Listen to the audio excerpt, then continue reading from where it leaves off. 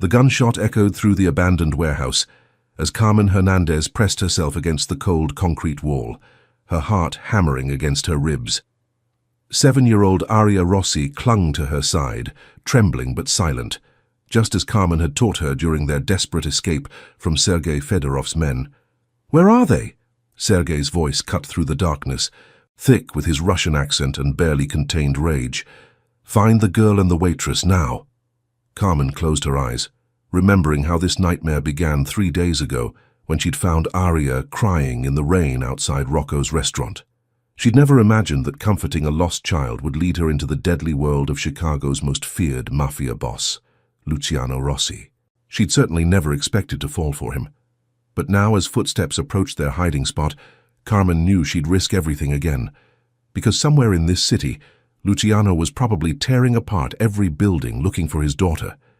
And despite everything, the lies, the danger, the impossible gulf between their worlds, Carmen understood one truth with crystal clarity. She loved them both, and she'd die before letting Sergei Fedorov hurt either of them. The footsteps stopped. A flashlight beam swept across the wall, inches from where they hid. "Mama Carmen," Aria whispered, using the name that had slipped out naturally over the past weeks. "Is Papa coming?" Carmen squeezed the little girl tighter, her mind racing through their escape options. "Yes, baby, Papa's coming." Welcome to Passion and Power. You're about to witness a story that will leave you breathless. Comment below which city you're watching from and hit that subscribe button, because trust me, you won't want to miss what happens next.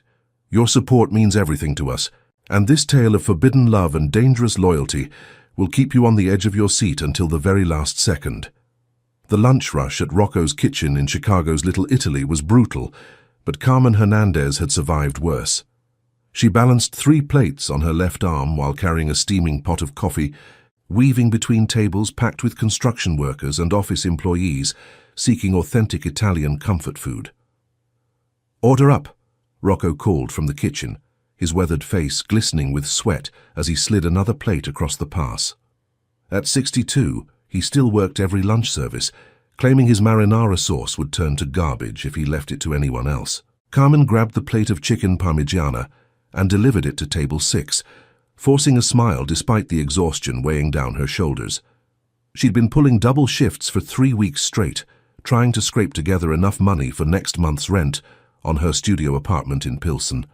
The gentrification creeping through her neighborhood meant landlords were doubling rents, pushing out families who'd lived there for generations. "Excuse me, miss." An elderly woman at table 4 waved her over. "Could I get some extra Parmesan cheese?" "Of course, Mrs. Patterson." Carmen had been serving the retired teacher for 2 years now. She knew Mrs. Patterson ordered the same thing every Tuesday, spaghetti carbonara with extra cheese and a side of garlic bread. As Carmen headed to the kitchen, the restaurant's front door chimed. She glanced over automatically, her customer service smile ready, but the words died in her throat. The man who entered commanded attention without saying a word. Tall and broad-shouldered, he wore a charcoal grey suit that probably cost more than Carmen made in 6 months. His dark hair was perfectly styled, and his olive-toned skin spoke of Mediterranean heritage.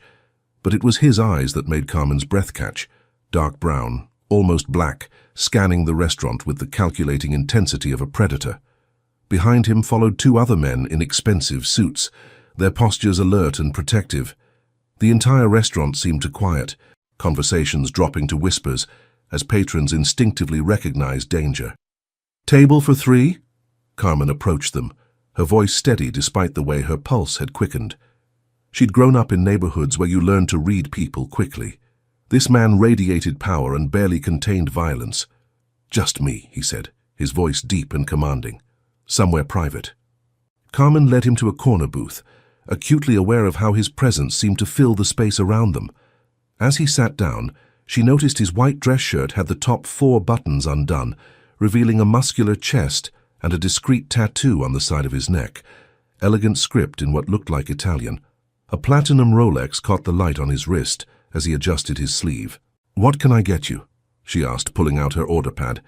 His dark eyes studied her face with unsettling intensity. "Coffee, black, and whatever Rocco recommends." Carmen nodded and headed to the kitchen, but she could feel his gaze following her. When she returned with his coffee, he was speaking quietly into his phone. "Don't care what it takes, Angelo. Find him before sunset or—" He looked up as Carmen approached, immediately ending the call. She set down the coffee, noting how his jaw tightened when their fingers accidentally brushed. "Rocco says to try the osso buco. It's his grandmother's recipe." "Fine." He didn't look at the menu, his attention fixed entirely on her. "You're not Italian." It wasn't a question.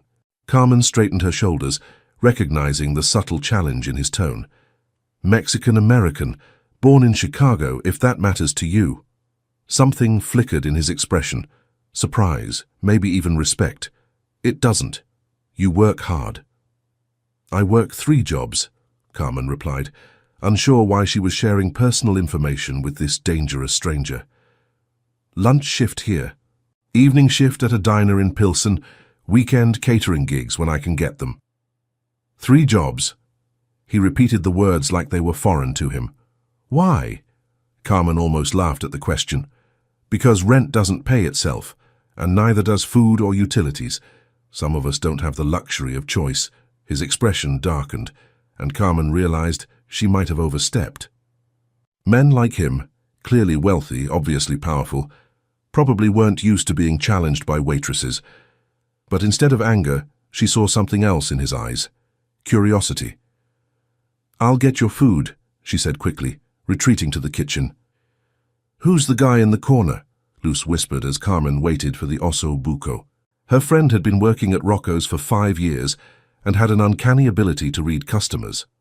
"No idea, but he's got money and attitude in equal measure. And he's been watching you like a hawk since he sat down," Luce added with a knowing grin. "Maybe he's looking for more than lunch." Carmen shot her a warning look. "Don't even think about it. That man is trouble with a capital T." When she returned with his meal, the stranger was staring out the window at the street. His profile was sharp and aristocratic, but there was something haunted in his expression that made Carmen's chest tighten unexpectedly. "Your food," she said softly. He turned back to her, and for a moment the dangerous mask slipped. She saw exhaustion there, and something that looked almost like loneliness. "Thank you." He paused, waiting. "Carmen. Carmen." The way he said her name, with that slight Italian accent, made her stomach flutter. "I'm Luciano." Just then, Rocco emerged from the kitchen, wiping his hands on his apron. When he saw Luciano, his face went pale. "Mr. Rossi," Rocco said carefully, "I wasn't expecting you." Carmen felt the blood drain from her face. Rossi. She'd heard that name whispered in her neighborhood, always with fear and respect. The Italian family that controlled most of Chicago's underground operations. Luciano's eyes never left Carmen's face as he responded to Rocco. "Just wanted to try the food I've heard so much about." But Carmen knew that was a lie. Men like Luciano Rossi didn't randomly visit neighborhood restaurants. They came for reasons, and now she was terrified to find out what his reason might be. "Everything to your satisfaction?" Rocco asked nervously. "Excellent," Luciano replied, though he'd barely touched his food. "Carmen here has been very attentive." The way he said her name again made her shiver. When Rocco retreated to the kitchen, Luciano leaned back in his seat, studying her. "You're afraid of me now," he observed. Carmen lifted her chin. "Should I be?" "That depends." His fingers drummed against the table, the Rolex catching the light. "Do you make a habit of challenging dangerous men?" "I make a habit of treating everyone with respect until they prove they don't deserve it." A slow smile spread across his face, the first genuine expression she'd seen from him. Interesting philosophy.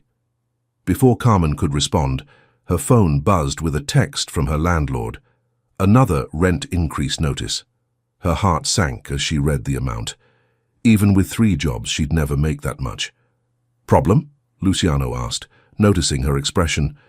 Carmen quickly put her phone away. "Nothing I can't handle." But as she walked away to check on other tables, she felt his intense gaze following her every movement, and despite every instinct screaming at her to stay away from Luciano Rossi, she couldn't deny the electric pull she felt toward him. She just had no idea that in 3 hours, His 7-year-old daughter would change both their lives forever. The afternoon rain started just as Carmen's shift was ending. She stood under Rocco's awning, watching the downpour turn the streets into rivers, when she heard it. A small, frightened sob coming from the alley beside the restaurant. Following the sound, Carmen found a little girl huddled behind a dumpster, soaked to the skin and shivering. She had dark hair plastered to her head and enormous brown eyes filled with tears. "Hey, sweetheart," Carmen said gently, crouching down to the child's level. "Are you okay?" The girl looked up at her with those huge eyes. "I can't find my papa," she whispered in accented English. "I was playing in the park and then there were these scary men, and I ran, but now I don't know where I am." Carmen's heart clenched. The child couldn't be more than 7 years old. "What's your name, baby?" "Aria. Aria Rossi." Carmen's blood turned to ice. Rossi, as in Luciano Rossi, who'd been sitting in her restaurant just hours ago. "Okay, Aria. I'm Carmen. Let's get you somewhere warm and dry, and then we'll find your papa, okay?" Aria nodded, allowing Carmen to lift her into her arms. She was so small and light, and Carmen felt a fierce protective instinct surge through her as she carried the child into the restaurant. "Rocco," Carmen called, "I need towels and hot chocolate." Rocco emerged from the kitchen, took one look at the soaked child in Carmen's arms, and his face went white. "Madonna mia, is that—" "Aria Rossi," Carmen confirmed quietly. "She's lost." Rocco crossed himself. We need to warm her up first," Carmen interrupted firmly. She wasn't about to let anyone use this scared little girl as a pawn in whatever games powerful men played. Carmen wrapped Aria in clean kitchen towels and sat her at a corner booth, bringing her steaming hot chocolate and a plate of Rocco's famous chocolate chip cookies. "Better?" Carmen asked, brushing damp hair from Aria's forehead. Aria nodded, cupping the mug in her small hands. "You're very pretty," she said shyly, "and you smell like flowers." Carmen's heart melted. "Thank you, sweetheart. Can you tell me what happened? How did you get separated from your papa?" "I was at Lincoln Park with Frank. He's papa's friend who watches me sometimes. But Frank had to talk to some men and he told me to stay by the swings. I was being good, I promise. But then these other men came and they were talking about papa, saying mean things. Frank told me to run and hide, so I did. I ran and ran until I couldn't run anymore." Carmen's stomach clenched. It sounded like some kind of ambush or confrontation. "Do you remember anything about these men? What they looked like?" Aria scrunched up her face, thinking. "One of them had yellow hair and talked funny. Not like Papa or Frank. Different." Russian, Carmen realized with growing dread. She'd heard enough Russian accents in her neighborhood to recognize the description. "Aria, does your papa have a phone number, you know?" The little girl rattled off a number, which Carmen immediately memorized. But before she could decide whether to call, the restaurant's front door burst open.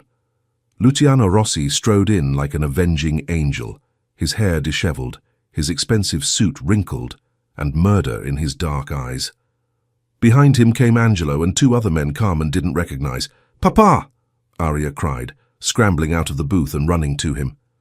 Luciano dropped to his knees, catching his daughter in his arms and holding her so tightly, Carmen thought he might never let go. For a moment, the dangerous Mafia boss disappeared, replaced by a terrified father who thought he'd lost everything. "Aria, mia bambina," he whispered against her hair, his voice breaking. I was so scared." "I'm okay, Papa. Carmen took care of me. She gave me hot chocolate and cookies, and she smells like flowers." Luciano's eyes found Carmen over his daughter's head, and the raw gratitude in them made her chest tight. Slowly, he stood, lifting Aria with him. "Where did you find her?" he asked Carmen, his voice carefully controlled. "In the alley. She was hiding behind the dumpster, soaked and scared." "Frank?" Luciano asked Angelo without taking his eyes off Carmen. "In the hospital," Angelo replied grimly. 3 broken ribs, concussion. He'll live, but barely. Fedorov's men jumped him at the park." Luciano's jaw clenched, and Carmen saw his hands tighten protectively around Aria. "How many?" 4. Frank took down 2 before they got him. Aria ran like he told her to. "Good girl," Luciano murmured to his daughter. You did exactly right. Carmen watched this exchange with growing unease. This was real. The danger, the violence. It wasn't some movie or TV show. This little girl lived in a world where men got beaten unconscious and children had to run for their lives. I want to stay with Carmen, Arya announced suddenly. She's nice, and she makes the scared feeling go away. Luciano's attention snapped back to Carmen, studying her with new intensity. You calmed her down. She was frightened, Carmen said simply. Any child would be. Not any woman would have helped her. Carmen bristled. What kind of person do you think I am? I'm beginning to wonder, Luciano replied quietly. Arya tugged on her father's sleeve. Papa, can Carmen come home with us? Please, I like her. Sweetheart, Carmen has her own life, Luciano began. Actually, Carmen interrupted, surprising herself. I was just about to head to my evening shift, but if Arya needs... No. Luciano's voice was sharp. You've done enough. More than enough. Carmen felt the dismissal like a slap. Of course. She was just the waitress who'd happened to find his daughter. Now that the crisis was over, she could return to her proper place. But Arya wasn't having it. I don't want Carmen to leave, she said, her lower lip trembling. Please, Papa. She makes me feel safe. Carmen saw something crack in Luciano's expression. He looked at his daughter, really looked at her, and seemed to see something that made his shoulders slump slightly. When was the last time she smiled? Carmen asked quietly, understanding hitting her like a lightning bolt. Luciano's eyes snapped to hers. What? Arya, when was the last time you saw her really smile? Laugh? Act like a normal 7-year-old. The silence that followed was answer enough. She lost her mother 2 years ago, Angelo said quietly, earning a sharp look from Luciano. She's been withdrawn. Quiet. Carmen looked at Arya, who was still clinging to her father, but watching Carmen with hopeful eyes. This wasn't just about today's scare. This was about a little girl who'd been carrying grief and fear for 2 years, living in a world of bodyguards and constant danger. I could, Carmen started, then stopped. What was she thinking? She couldn't get involved with these people. It was insane. You could... What? Luciano asked, his voice dangerously soft. Carmen took a deep breath. I could spend some time with her, not as a job or anything like that, just as a friend, someone normal she could talk to. Absolutely not, Luciano said immediately. It's too dangerous. You don't understand what you're suggesting. I understand that your daughter needs more than bodyguards and fear, Carmen shot back. She needs to feel like a kid sometimes. Luciano stepped closer, and Carmen caught his scent. Expensive cologne mixed with something uniquely masculine that made her pulse race despite the tension. You have no idea what my world is like, he said quietly. The things I've done, the enemies I've made. Getting close to us would put a target on your back. Maybe that should be my choice to make. They stared at each other, the air between them crackling with tension and something else, something that made Carmen's skin flush and her breathing shallow. Please, Papa, Arya whispered. I like Carmen. She's not scared of anything. Luciano looked down at his daughter, then back at Carmen. You're making a mistake. Probably, Carmen agreed.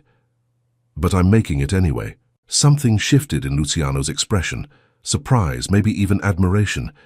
You're either very brave or very foolish. Why can't I be both? Despite everything, Luciano's mouth quirked upward slightly.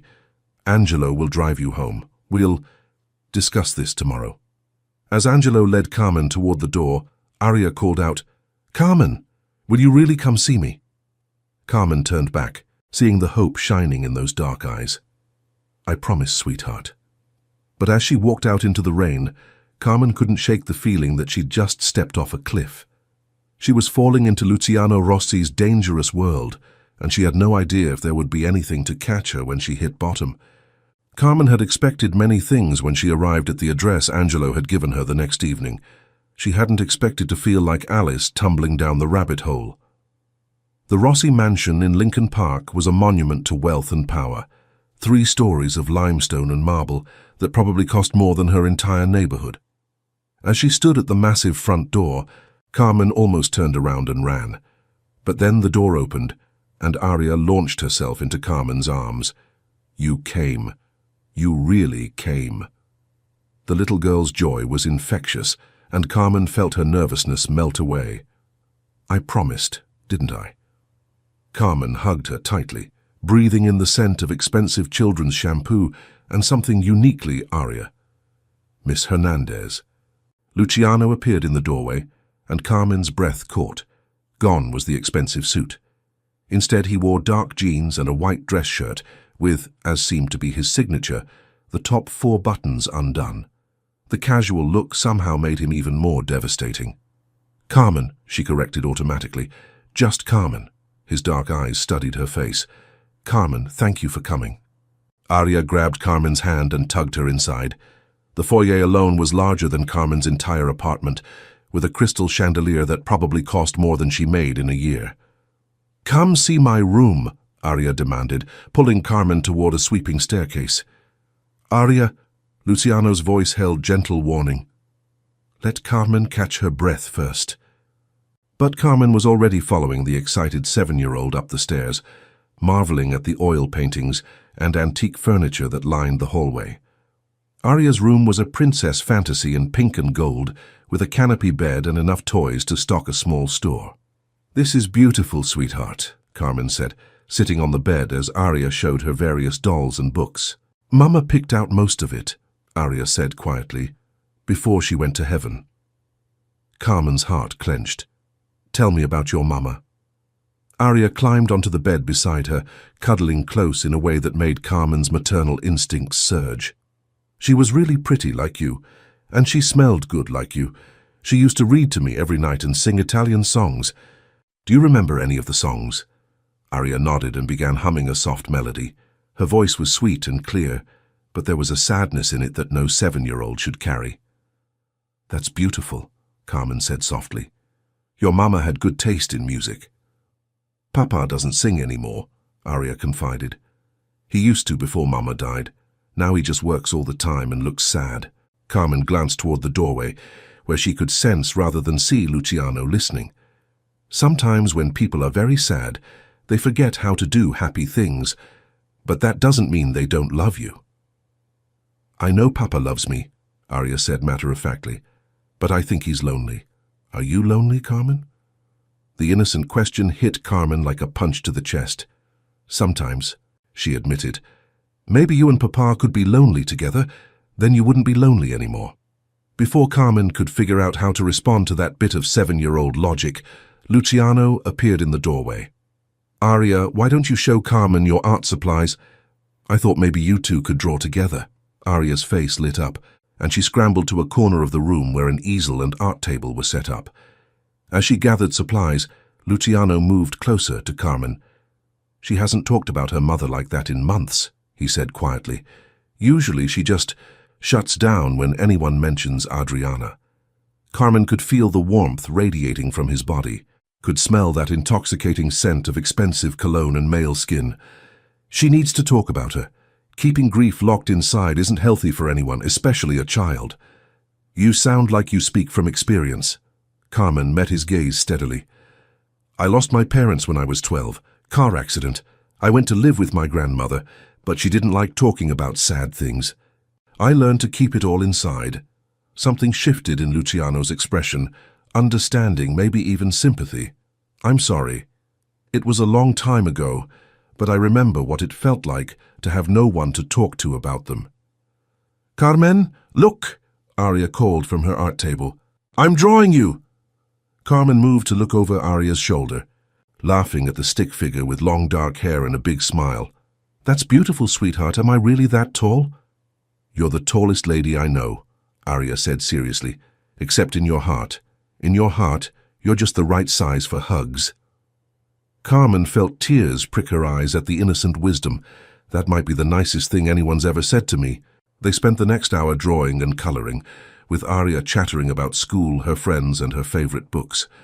Carmen was amazed by how bright and articulate the little girl was, and how starved she seemed for normal, feminine attention. "Are you hungry?" Luciano asked eventually. I thought we could order dinner. Can we have pizza? Arya asked hopefully. Carmen, do you like pizza? I love pizza, Carmen assured her. But not the fancy kind Papa usually gets, Arya continued. The kind with lots of cheese and pepperoni that you eat with your hands. Carmen caught Luciano's amused expression. I think I can manage that, he said dryly. As they headed downstairs, Carmen noticed framed photographs lining the hallway. Luciano with a beautiful woman, who must have been Adriana, family gatherings, Arya as a baby. But she also noticed that many of the photos looked like they'd been taken down recently, leaving faint outlines on the wallpaper. In the kitchen, which was larger than most restaurant kitchens Carmen had worked in, Luciano ordered pizza, while Arya showed Carmen her collection of refrigerator art. She's very talented, Carmen told Luciano as Arya ran to wash her hands. She gets that from her mother, he replied, his voice carefully neutral. Carmen studied his profile as he leaned against the marble counter. It's okay to miss her, you know, and it's okay for Arya to see that you miss her. His jaw tightened. Arya doesn't need to see me fall apart. There's a difference between falling apart and grieving. Right now, you're teaching her that love ends when someone dies. That's not true, is it? Luciano turned to face her fully, his dark eyes intense. You don't know what you're talking about, don't I? Carmen stepped closer, feeling bold. You've put away all the photos, stopped talking about Adriana, probably stopped doing anything that reminds you of her. You think you're protecting Arya, but you're actually teaching her that the people we love just disappear. And what would you have me do? His voice was dangerously quiet. Break down crying in front of my 7-year-old daughter. I'd have you remember that love doesn't end with death. I'd have you tell Arya stories about her mother. I'd have you keep some photos up so she knows it's okay to remember. They were standing close now, close enough that Carmen could see the gold flecks in his dark eyes, could feel the tension radiating from his powerful frame. You think it's that simple? He asked. I think it's that necessary. Before Luciano could respond, Arya bounced back into the kitchen. Is the pizza here yet? I'm starving. Soon, bambina, Luciano said, his voice immediately gentle as he turned to his daughter.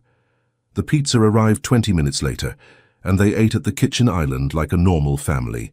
Carmen watched Luciano with Arya. How patient he was, how he listened to her chatter about school with genuine interest, how he automatically cut her pizza into smaller pieces and made sure she had enough to drink. Papa, Arya said around a bite of pizza, can Carmen come to my school play next week? We're doing Cinderella and I'm playing a mouse. Carmen saw Luciano tense. Sweetheart, Carmen has her own job. I'd love to come, Carmen interrupted. If it's okay with your papa. Arya clapped her hands excitedly. It's on Thursday at 7. Will you really come? I promise. After dinner they moved to the living room, another showcase of wealth and taste, with Persian rugs and antique furniture that looked like museum pieces. Arya curled up between Carmen and Luciano on the massive sofa, insisting that Carmen read her a bedtime story. As Carmen read about princesses and fairy godmothers, she was acutely aware of Luciano beside her. His presence was magnetic, dangerous, and increasingly irresistible. When their hands accidentally touched as they both reached to turn a page, the spark of electricity was undeniable. Time for bed, Arya, Luciano said when the story ended. Can Carmen tuck me in? Arya asked hopefully. Carmen looked to Luciano, who nodded slightly. Upstairs, as Carmen helped Arya into her pajamas and brushed her teeth, the little girl chattered about everything and nothing. Carmen, Arya said as Carmen tucked her into the canopy bed. Do you think Mama would like you? The question caught Carmen off guard. I hope so, sweetheart. Why? Because I think she sent you to take care of us. Papa's been so sad, and I've been sad too. But when you're here, the sad feeling goes away. Carmen's throat tightened. Oh, sweetheart, will you come back tomorrow? I have to work tomorrow night, but maybe I could come by after school, if your papa says it's okay. Arya's smile was radiant. I love you, Carmen. The simple declaration hit Carmen like a lightning bolt. I love you too, baby girl. As Carmen headed back downstairs, She found Luciano waiting in the foyer, his expression unreadable. "Thank you," he said quietly. "I haven't seen her this happy in a long time. She's an amazing little girl. You're doing a good job with her." "Am I?" His voice held doubt. "Sometimes I feel like I'm failing her every day." Carmen stepped closer, drawn by the vulnerability in his voice. "You're not failing her. You're grieving. There's a difference." "Is there?" His dark eyes searched her face. "You make it sound so simple." "It's not simple. It's the hardest thing in the world. But Arya needs to see that it's possible to love someone who's gone and still be happy again." "And you think that's possible? Being happy again?" The question hung between them, loaded with meaning.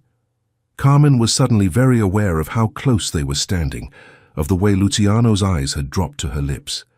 "I think," she said softly, "that happiness finds us in the most unexpected places." Carmen. Her name on his lips sounded like a prayer and a warning all at once. "I should go," she said quickly, stepping back before she did something foolish like reach for him. "Angela will drive you home." "I can take the bus." "No." His voice brooked no argument. "It's late, and this neighborhood. Angelo will drive you." As they waited for Angelo to bring the car around, Luciano caught her hand. "Carmen, what you're doing for Arya, I can't repay that." "I'm not doing it for repayment." "Then why?" Carmen looked up at him, seeing past the dangerous exterior to the lonely, grieving man underneath. "Because she needs it, and maybe you both do." The ride home was quiet, but Carmen's mind was racing. She was falling for them, both of them, the sweet, lonely little girl and her complex, dangerous father. And that terrified her more than any threat from his enemies ever could, because she was starting to realize that Luciano Rossi might just be worth the risk. Carmen should have known that happiness in Luciano's world came with a price. She'd been spending time with Arya for 2 weeks, helping with homework, attending the school play, teaching her to braid friendship bracelets. The little girl was blossoming, laughing more, talking about her mother with joy instead of just sadness. And Luciano. Luciano was watching Carmen with an intensity that made her skin burn and her heart race. But she should have remembered that men like Luciano Rossi had enemies, and those enemies didn't care about collateral damage. The call came at 2 a.m. on a Tuesday night. Carmen was dead asleep in her studio apartment when her phone rang with an unknown number. "Hello?" she answered groggily. "Carmen Hernandez." The voice was cold, accented, Russian. "You have something that belongs to me." Carmen sat up, instantly alert. "Who is this?" "My name is Sergei Fedorov, and you, little waitress, have made a very big mistake." Ice flooded Carmen's veins. She'd heard that name whispered in the same fearful tones as Rossi. "I don't know what you're talking about. Don't you? You've been playing house with Luciano Rossi's daughter. Very touching. Very vulnerable. If you hurt Arya—" "Hurt her?" Sergei laughed, the sound like broken glass. "Why would I hurt her when she's so much more valuable alive? Children make such excellent leverage." Carmen was already pulling on clothes, her mind racing. "What do you want?" "Rossi has something of mine. A shipment that went missing from the docks last week. He has 24 hours to return it, or the little girl disappears forever." "You're insane if you think—" "I'm practical," Sergei cut her off. "And you, Carmen, are going to deliver my message, because if you don't, well, let's just say that pretty little apartment of yours isn't nearly as secure as you think it is." The line went dead. Carmen's hands shook as she called Luciano's number. It went straight to voicemail. She tried Angelo's number. Same thing. Growing panic clawed at her chest as she threw on shoes and grabbed her keys. She had to get to the mansion, had to warn them. But when she arrived at Lincoln Park 20 minutes later, the house was dark and silent. Too silent. Carmen's blood turned to ice as she noticed the front door standing slightly ajar. "Luciano," she called softly, pushing the door open. "Arya?" Silence. She found signs of a struggle in the living room, overturned furniture, broken glass from a shattered vase. Her phone buzzed with a text from an unknown number. Too late. The girl is safe. For now. Carmen sank onto the sofa, her legs giving out. They had Arya. Sergei Fedorov had taken that sweet, innocent little girl, and it was all Carmen's fault. If she hadn't gotten involved, if she hadn't made herself a target. "Carmen?" She spun around to find Luciano standing in the doorway, his white dress shirt torn and bloody, his face a mask of controlled rage. "Oh, God!" she breathed, running to him. "Are you hurt? Where's Aria? I got a call. She's gone." His voice was flat, emotionless. "Fedorov's men took her 2 hours ago." Carmen reached for him, but he stepped back, his dark eyes cold as winter. "This is your fault," he said quietly. The words hit her like physical blows. "Luciano, I told you it was dangerous. I told you that getting close to us would put a target on your back. But you didn't listen, did you? You had to play the hero. I was trying to help." "Help?" He laughed bitterly. "You made my daughter a target. Fedorov took her because he knew she mattered to you, because he knew that hurting her would hurt me through you." Carmen felt tears streaming down her face. "I'm sorry. I'm so sorry. But we have to find her." "We?" Luciano stepped closer, and Carmen saw the killer in his eyes. "There is no we, Carmen. There never was. You're a waitress from Pilsen who got in over her head. This is my world, my war, my daughter. She loves me," Carmen whispered, "and I love her." "Love?" Luciano's voice was savage. "You think love matters in this? You think your feelings mean anything when my daughter is in the hands of a psychopath?" Carmen flinched as if he'd struck her. "I know you're scared." "I'm not scared," he snarled. "I'm furious. At Fedorov, at myself, and at you. Because I let this happen. I let you get close, let Aria get attached, and now she's paying the price." "Luciano, please, get out." His voice was deadly quiet. "Get out of my house, out of my life, and stay away from my family." "You don't mean that." "Don't I?" He pulled out his phone and showed her the screen, a photo of Aria tied to a chair, tears streaming down her face. "This is what your help got us. My 7-year-old daughter, terrified and alone because I was stupid enough to let you matter." Carmen stared at the photo, her heart shattering. Aria looked so small, so scared, and it was her fault. All of it. "I'll find her," she whispered. "No, you won't. You'll go back to your apartment, pack your things and disappear. Because if I see you again, if you interfere in this in any way, I'll forget that you once meant something to me." The threat was clear, and Carmen knew he meant every word. She looked at this man she'd fallen in love with, this dangerous, broken, furious man, and saw nothing but ice in his eyes. "I love you," she said desperately. "Both of you. That has to count for something." For just a moment, something flickered in his expression. Pain, maybe even regret, but then the mask slammed back down. "Love isn't enough," he said coldly. "It never was." Carmen ran then, stumbling out of the mansion and into the night, Luciano's words echoing in her head. But as she reached her car, she made a decision that would either save them all or get her killed. She wasn't giving up on Aria, and she wasn't giving up on Luciano, even if he'd given up on her. Because sometimes love meant fighting for people who couldn't fight for themselves, even if they hated you for it. Especially then. Carmen had exactly 12 hours before Sergei Fedorov's deadline, and she was going to use every one of them. She started with Luz, who had connections throughout Chicago's immigrant communities, connections that often knew things the police never would. "You're crazy," Luz said, as they sat in her kitchen at 4 a.m., drinking strong coffee and making plans. "Completely, totally insane." "Probably," Carmen agreed. "But I can't just sit here while that little girl is scared and alone. And you can't just walk into a Russian mob stronghold and expect to walk out alive." Carmen had been thinking about that. Maybe I don't have to walk out alive. Maybe I just have to get Aria out. "Carmen, no." Luz grabbed her hands. "Listen to me. I know you love that little girl, but this isn't some movie. These people kill for a living. Then I guess I better be smarter than they are." It took 6 hours and every favor Luz had ever earned, but they finally got a location, an abandoned warehouse in Cicero, heavily guarded and perfect for keeping someone hidden. Carmen spent another hour gathering supplies, pepper spray, a knife, her grandmother's rosary, and the burner phone she'd bought with cash. She left a letter for Luz just in case and headed for Cicero. The warehouse district was a maze of empty buildings and broken dreams.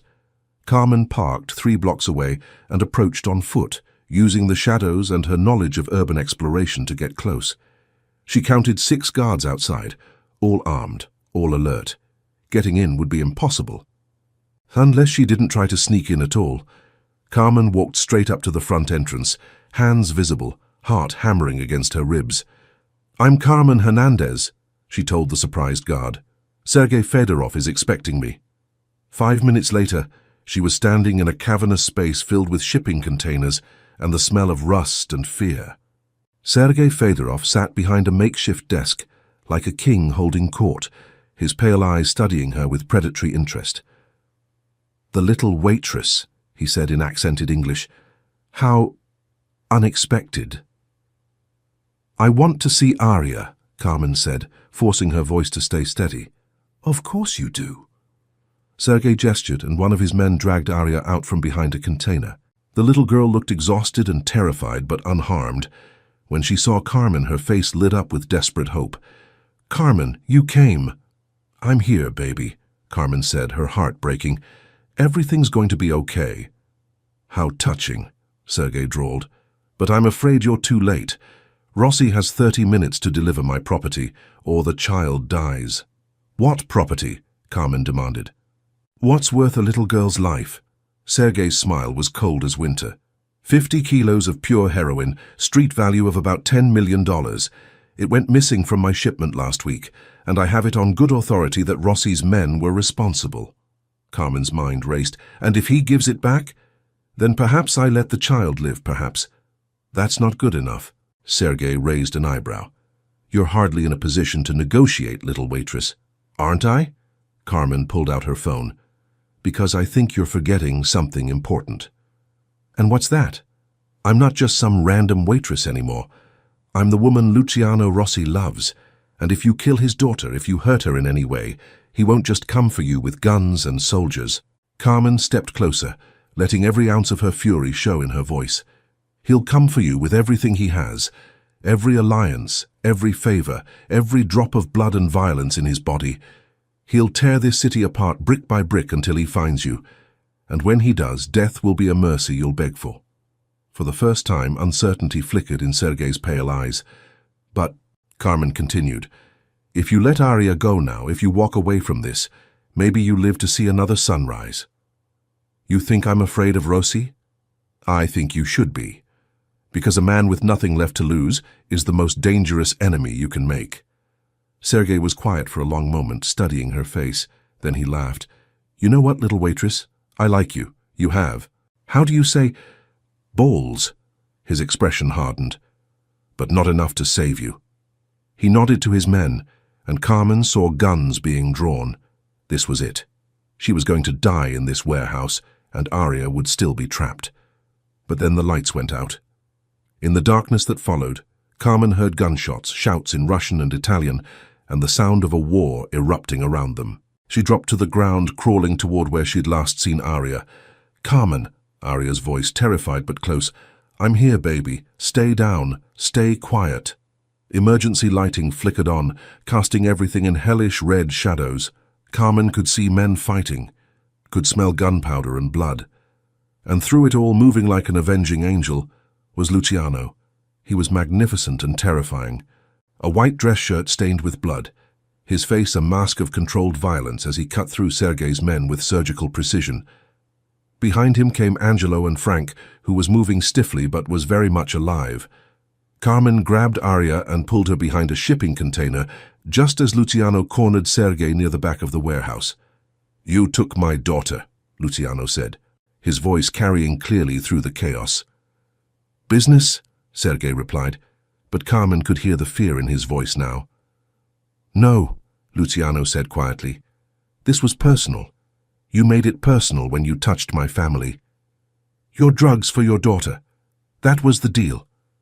The deal's off." Carmen heard 2 gunshots, then silence. "Carmen," Luciano's voice, desperate now. "Carmen, where are you?" "Here!" She stood up, lifting Arya with her. "We're here!" Luciano ran to them, dropping to his knees and pulling them both into his arms. Carmen felt him shaking as he held them, felt the wetness on his cheek that might have been tears. "I thought I'd lost you both," he whispered. "I thought I was too late." "Papa," Arya said, her voice muffled against his chest. "Carmen came to save me. She was so brave." Luciano pulled back to look at Carmen, his dark eyes intense with emotion. "You came for her." "Of course I did. I told you to stay away. I said horrible things." "You were scared," Carmen said simply, "and you were trying to protect her the only way you knew how." "I was wrong." His voice broke slightly. "About everything. About you, about us. About what love means." "Luciano, I love you," he said fiercely. "I love you, and I was a fool to think I could push you away to keep you safe. You're not safe anywhere without me, and I'm not whole without you."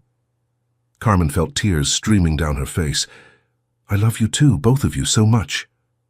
"Marry me," he said suddenly. Carmen blinked. "What?" "Marry me. Be Arya's mother, be my wife, be part of this family for real. I don't want to spend another day without you." "Papa's right," Arya piped up. "We need you. We're not a real family without you." Carmen looked at this man and this little girl who had become her whole world, and she knew there was only one answer. "Yes," she whispered. "Yes, yes, yes." Luciano kissed her then, right there in that warehouse surrounded by the aftermath of violence, and Carmen tasted love and hope and the promise of forever. "I don't need help," Luciano murmured against her lips. "I need you. There's a difference." "Good," Carmen replied, smiling through her tears, "because you're stuck with me now." As Angelo and Frank secured the scene, as sirens wailed in the distance, as the dangerous world of the Chicago underworld continued to spin around them, Carmen held her new family close and knew that sometimes the most unexpected love was worth any risk. Even if it came with a side of danger and a man who looked devastating in a blood-stained white shirt. Years later, Carmen would look back on that warehouse as the place where their real life began. The wedding was small and perfect, just family and close friends in the garden of the Lincoln Park mansion. Arya served as maid of honor, beaming in her pink dress as she watched her father marry the woman who had become her mother in every way that mattered. Luciano kept his promise to change. The Rossi family's operations gradually shifted from the shadows into legitimate businesses, restaurants, real estate, security consulting. He would always be a powerful man, would always command respect and inspire a little fear, but the violence was behind them. Carmen continued working, but now she managed a chain of authentic Mexican-Italian fusion restaurants that had become the most popular spots in Chicago. She and Rocco had become partners, bringing together their shared love of food and family. Arya thrived. She was still the sweet, intelligent girl she'd always been, but now she laughed freely, talked about her mother Adriana with joy instead of just sadness, and had gained a little brother, Matteo, who adored his big sister and his fierce, loving mama. On quiet Sunday mornings, Carmen would find Luciano in the kitchen making espresso, his white dress shirt casually unbuttoned, his platinum Rolex catching the morning light, that elegant tattoo on his neck, a reminder of the dangerous man he'd once been. But when he looked at her with those dark eyes full of love and contentment, she saw only her husband, her partner, her home. "Any regrets?" he would ask sometimes, pulling her close. "Only one," Carmen would reply, making him tense until she smiled. "I regret that it took us so long to find each other." And in the laughter of their children, in the warmth of their home, in the strength of a love that had survived violence and fear, and the impossible odds of two different worlds colliding, they had built something beautiful, something worth every risk they'd taken to get there. And that's how love conquered all here at Passion and Power. Sometimes the most dangerous men make the most devoted husbands, and sometimes a waitress with a brave heart is exactly what a broken family needs. Did this story leave you breathless? Drop a comment telling us your favorite moment, and don't forget to subscribe for more heart-stopping romance stories that will keep you coming back for more.